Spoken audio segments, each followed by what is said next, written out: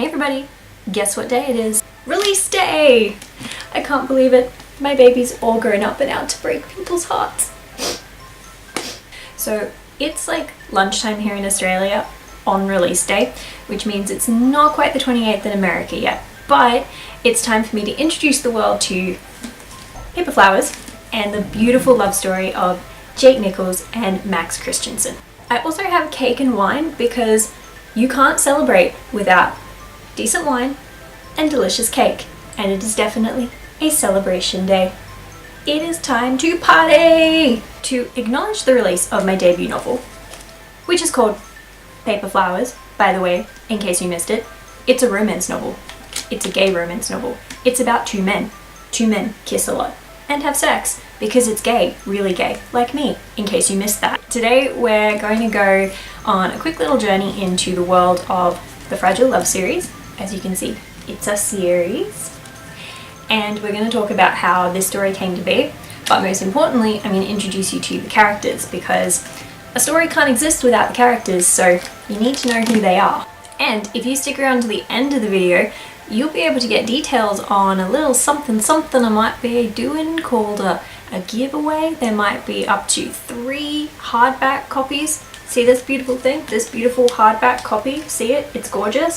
Yeah, I'm giving away 3 of them. So you should stick around for the whole video. Unless you're one of those people who is only here for the free things, in which case feel free to skip to the end of the video, but you will be missing out. Just saying. Fragile love. Why fragile love? Andy, why are you writing about fragile love? I like angst, and I like making people yell at me. And people have yelled at me because of the decisions that I've made in this book.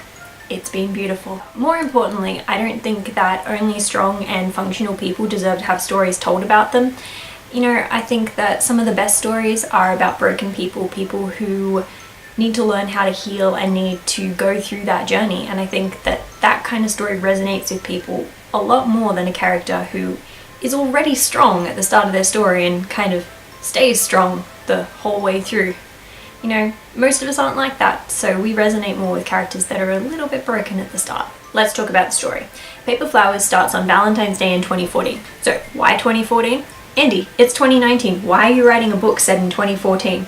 Well, that was when this was set, and that was when I originally wrote it, because this used to be a fan fiction. I feel like I should be more embarrassed about that than I am. I'm willingly admitting it, because I'm not actually all that embarrassed about it, because I think it turned out to be a pretty good story from something that was, well, it was a fan fiction, so it was pretty...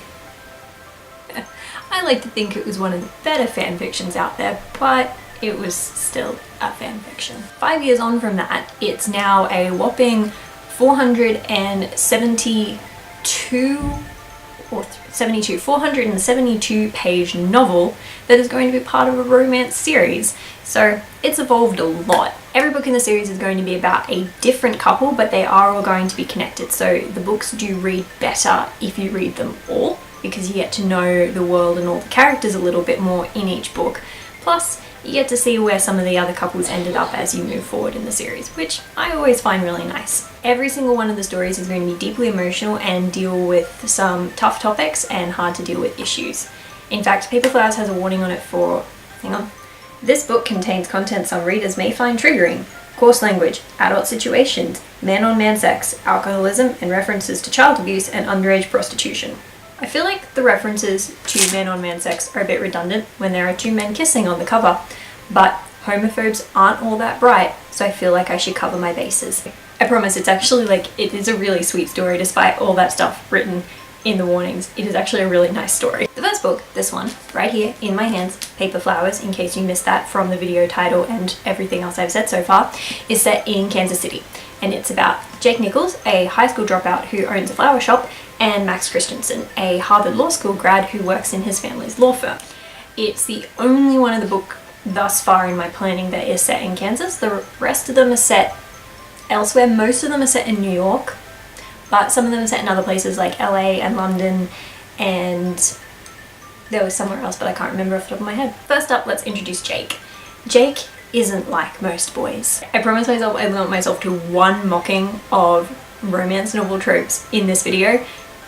I I guess that was it. Jake is sensitive, he's sweet, he's a florist.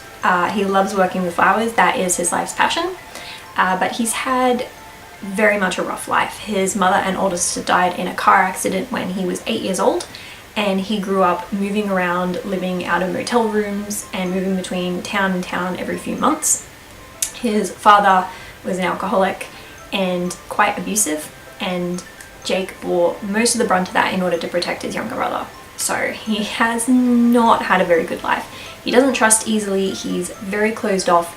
He has a small group of people around him that he loves very much, but he's not usually open to allowing other people in, and he is so emotionally closed off that he's never actually had a real relationship before. You know, but he's getting to the point where he's started to notice that, and he's feeling a bit lonely. I mean, he spends every Valentine's Day helping other people fall in love and express love, and there he is on his own. A few things about Jake. Jake likes classic cars. He is a nerd. He likes to drink beer and wine. He loves food. He's 24 years old. Yeah, 24 years old at the start of this book. And he dropped out of high school when he was 17 before going to live with his uncle, where he worked in his uncle's garage. So he's also really good with cars. Basically, he's just really good with his hands. He's very much a physical kind of person. Then we have Max. Max is 33 years old at the start of the novel. He turns 34 during the course of the novel. He's a lawyer and also secretly a romance author. Why did I do that, I wonder? He's the baby of his family. He has 4 older siblings, 3 brothers, 1 sister, and their family is one of the richest in the country. So he's grown up with a silver spoon in his mouth, going to the best schools, and he also has had the issue of having the paparazzi follow him around, which is one of the reasons why he moved out of New York and to Kansas City when his older brother gave him the option of opening a branch of their firm wherever he wanted. He picked somewhere that was least likely to have the paparazzi follow him around. It's mostly his older brothers who end up on the news, but Max is a pretty private person, so he tries to avoid it as much as possible. Max is a hopeless romantic. He likes classical music, sweet wines, fine brandy, fine dining, and burgers, which is a weird combination, but And you know what? He's also lonely. Do you know what we do with 2 lonely people in a romance novel? We smoosh them together. Older sister Lucy gets engaged on Valentine's Day. She decides she wants to have her wedding 6 weeks later. So her older brothers and younger brother all have to help her plan the wedding. Who gets stuck with flower duty? Who ends up going into Jake's flower shop? I wonder. Aren't romance novels great with their predictability? So Maximinus Christensen walks into Jake's store. And yes, that's his full name. His entire family are named with Roman names. Julius, Augustus, Tiberius, Lucilla, and Maximinus. Because I'm a mean person. They meet, and they're both instantly interested in each other. But Jake has no self-esteem, essentially, and so doesn't think that he's good enough for somebody like Max. And then you've got Max, who is, well, he's emotionally stupid. Let's just put it like that. He's very emotionally stupid. It's not a good combination. But you know what I think? I think the best love stories are the ones where 2 people keep making mistakes, but even when they're making mistakes, they keep choosing each other, and they keep working and working until they get it right. So I'm not saying that's what happens here, but I'm saying that's the kind of love story that I like. You know what? I'm not going to tell you anything more about the plot. If you want to know what happens, you can buy the book and read it. Buy the book. Read it. It's beautiful. Let's introduce you to the rest of the characters. We'll start with Jake's people. So first off, we have Callie. Callie is Jake's roommate. She's been living with him for 5 years. She's his best friend, and she's also the biggest mother hen you will ever meet. I don't think there is anybody in this entire book who is more protective of Jake than Callie. She's sweet, she's smart, she's a massive nerd, she works with computers, she's also a lesbian, and she has a crush on their mutual friend Anne, even though she would never admit it. Basically, Callie is really awesome, and I'm a little bit in love with her. Just a little bit. Alright, next up we have Eli. So Eli is Jake's second in command at the flower shop. He's an ex-Navy SEAL, so he looks terrifying, but he's actually a big sweetheart. Like, he calls Jake Sugar, and I think that is so cute. I actually really want to write a book about him, but I don't know what the story would be about at this point, so it's on the list, but I'm not 100% sure if it's going to happen. But I really like him. I think he's got an interesting story just waiting to be told. Jake's younger brother Aaron, who's only in like one chapter of the book, but he is Jake's brother, so he is involved heavily in the story. So they're 4 years apart. Aaron was only 4 when their mum died, and Jake did his best to shield Aaron throughout their life from their alcoholic father.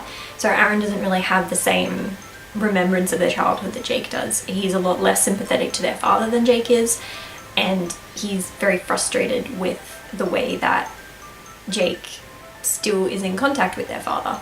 And he's also very frustrated with the way that Jake refuses to go after anything good for himself because he believes that his brother deserves good things. You know, his brother looked after him growing up. Jake's the reason that he's not a complete mess of a human being. So, you know, he just wants good things for Jake. Anne and Laura Lee Hart. So Anne is the girl that Callie has a crush on. She is in college at the moment. She's a year older than Aaron. So yeah, she's 3 years younger than Jake. And she works at Jake's shop sometimes. She is an absolute firecracker, and I adore her to pieces, and I cannot wait to write Callie and Anne's book because they're getting a book. It's going to be a small book, so it's going to be one of the novellas in the series, but they are getting a book and it's going to be beautiful. Laura Lee is Anne's mother. She owns a bar in town, and she was Jake's mother's best friend. So she's really taken Jake under her wing. She's basically a surrogate mother figure to him, and she has been mentoring him since he moved back to Kansas City at 18 to reopen his mother's flower shop.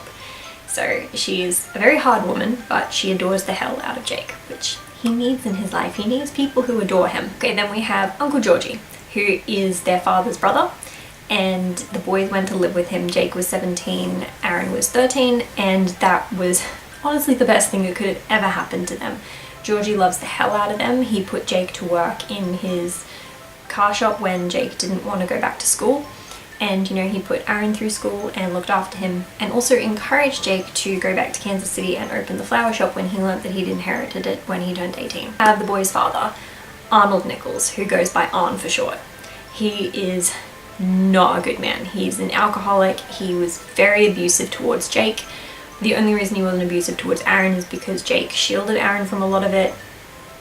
He didn't cope well with his wife's death and basically turned to drink and kept losing job after job, and then when no one in town would hire him, they had to move. And so they just kept moving town to town, and he kept losing job after job after job, and the boys had no money, they didn't get new clothes, and so Jake did his best to change their circumstances, and much to his own detriment. So Arnold, not a very nice person, and we all really want Jake to finally just tell his father to go F himself because that's what he deserves. Oh, I've missed one. We have Mia, Aaron's girlfriend. She is an absolute sweetheart, and Jake adores her like she's actually a sister, and he really, really hopes his brother is going to end up marrying this girl because he adores the hell out of her. We're going to move on to Max's people. This one's going to take a bit longer because Max's brothers are actually the main characters of most of the other novels, so, you know, we need to give a proper introduction to each of them. First off, we have Julius. Julius is the oldest Christensen sibling, though Augustus would argue that 10 minutes does not actually make him the oldest. He takes this position as the oldest very seriously, and he's fiercely protective and fiercely loving of his siblings. He's been looking after them since they were kids, and he is always the one that they go to with their problems. Max describes Julius as his rock, and he's usually the one that Max goes to when he needs advice. Julius is really reserved. He plays a lot of things close to the vest. There's a lot of things about him that not even his twin knows. So, you know, he's just a bit of a secretive person, and I think a lot of that comes from the fact that he's had a lot of responsibility heaped on him through his life, and he's in the media spotlight a lot, so he's learned how to keep everything sort of closed off. He was married once, but we don't talk about that because it makes him very cranky. And occasionally his siblings will refer to him as Jules, to which he feigns disgust but secretly loves it. Second up we have Augustus. He's the second oldest, and yes, Gus, 10 minutes older is still older. You are the second oldest of the siblings. He's less reserved than Julius. He's more mischievous and sarcastic and playful, at least with the people that he likes. If he doesn't like you, he's the complete opposite, and you'll know he doesn't like you because of the icy stare and the cold smile. He has a reputation for being ruthless and aggressive in court. He's a defense lawyer, so he kind of has to be. He also has a penchant for making people cry when he questions them, and he's got the worst reputation in the company for making interns cry. HR doesn't really know what to do because he's the boss and he's scary, but he keeps making the interns want to quit. There is also a rumor in the media that he is a member of the mafia. He has connections with the DeLuca crime family out of Boston. He represents them whenever they end up in court. So there's a rumor that he's actually a part of the crime family. I wonder if that could play into the plot of book 2, of which he is the main character. Was that way too obvious? Yeah, it probably was. Okay, the middle child is Tiberius, or Ty as he usually goes by. And he definitely has middle child syndrome. He acted out a lot as a kid. He's probably the one who's copped the worst from their parents. I mean, Max has copped a lot of bad stuff from their parents, but I think Tiberius is probably a bit worse off. They tend to pretend he doesn't... No, I said that right. They tend to pretend he doesn't exist. And they've done so since he was a kid. So he's always acted out. He always gets into trouble. He and Augustus masterminded pretty much all of the pranks of their childhood. They never got grounded, they just got banned from speaking to each other. He is the only one of the siblings who didn't become a lawyer. He is a chef and a chocolatier. He's been in training for years in being a pastry chef, being a savory chef, being a chocolatier. He went to Europe and studied under master chocolatiers. He owns restaurants and bakeries and chocolate shops in New York and LA and Washington and San Francisco. And he's very, very good at what he does. He is fiercely protective of his siblings to the point of background checking all the people that they date. Yep, that's a thing that he does. And he has a very weird frenemy relationship with Max's ex-boyfriend Charles that nobody understands. Not even they seem to understand it. Then we have Lucy. So Lucy is older than Max and she's the only girl in their family. She's also unequivocally their parents' favorite. She's the only one who never draws their ire. She's the only one who does things right, essentially, in their eyes, and so she's always the one trying to keep the peace. Every time her brothers get into a fight with her parents, she's always trying to soothe things over. Lucy is sweet. She's very even-tempered like Max and Julius is, which is a good thing considering they've already got two hotheads in Gus and Tiberius. And then we have Lucy's fiancé Marcus, who also works for the firm. God, this family has so many lawyers. Max actually introduced them when Marcus started working for the firm. He thought that he was a really nice guy, introduced him to his sister, and all the brothers adore him. He is fully accepted as a member of the Christensen family, and he's actually responsible, ironically, for Max meeting Jake, because he gives Max the recommendation of Jake's flower shop when he's put in charge of flowers for the wedding. So Max introduced Marcus and Lucy, and Marcus is responsible for Max meeting Jake. I'd say they're pretty even. Next major player is Charles Astor, Max's ex-boyfriend. He's British, he's handsome, he's intelligent, and he is very, very charming. He is so charming, in fact, that my father hates him, which is weird because everybody else loves him. It's kind of funny. He was Max's best friend. They met in college and they were immediately smitten with each other. It took them 4 years to get together, and then it only took them 5 years to break up. I mean, 5 years is a long relationship, but they broke up 9 months after moving in together, because while they're super similar in kind of superficial ways, they're really different in important ways, and that didn't mesh once they were cohabitating, and they imploded in spectacular fashion, helped along by Tiberius, which is probably part of the reason for the animosity between them. But it doesn't matter how charming Charles is, Jake is determined to hate the very, very handsome British man that his boyfriend used to date. Okay, those are all the important characters. The rest of the Christensen family is their parents, Victor and Gloria, but the funny thing is they're not as important to Max and Jake's book as they are to future books in the series, so I'm going to keep things fairly brief with them. They're very religious, they're Catholic, they're very conservative, and they're very strict. They are not okay with the fact that 2 of their sons are openly queer. And then you've got the rest of the family. So Gloria has 2 sisters, and they and their husbands are equally as unpleasant as Victor and Gloria. Between them they have 7 kids who are all really awesome. They're all really close with the Christensen cousins. Then over on Victor's side of the family, he had one brother who is now dead. He had a son, Jebediah. Jebediah doesn't really play a big role in this book, but he might crop up again later. maybe. And that is all the characters that you really need to know anything about, and I figured that this video is probably getting a bit long at this point, so I will attempt to wrap it up because I don't really want to give away too much of the plot. I just wanted to introduce you to the characters and this beautiful book. I mean, look at it. It's gorgeous. Like, seriously. You know what the best thing about this is? I designed this cover. I designed this cover. This cover was made by me. And it's beautiful. And I keep getting compliments on it, so that's like really, really awesome for my self-esteem that people keep complimenting this cover. This book is really important to me, and I'm so glad that it is finally released. It's a story that I've been really wanting to tell. I'm really glad that people are going to get to read it. I can't wait to hear what people think about it. I can't wait for people to fall in love with Jake and Max and their story and the rest of the characters the same way that I have.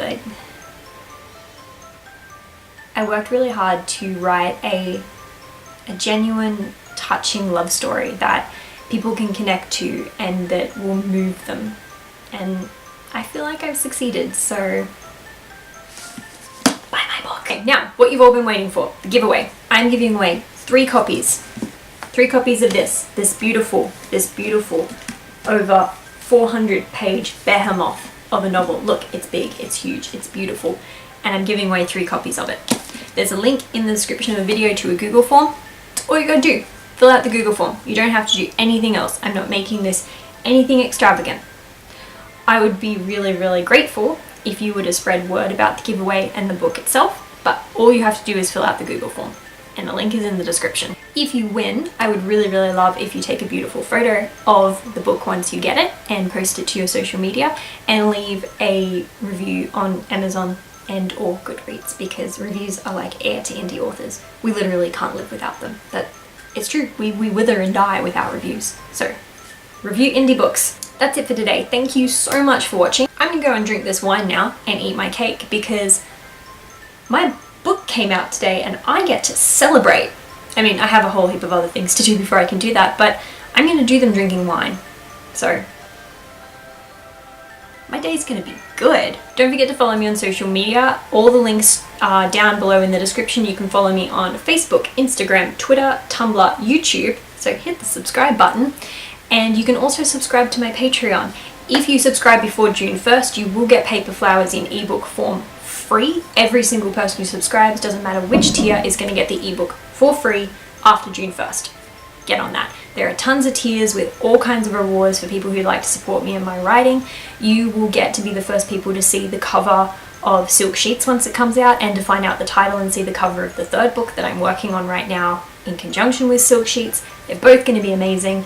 Get on that. If you enjoyed this video, give it a thumbs up and a share, and don't forget to subscribe to get more of my content. We're moving into Pride Month and I have a whole bunch of queer themed videos planned, as well as queer themed blogs. So if you head on over to my website, you can read all my blog posts. The link to that is in the description as well.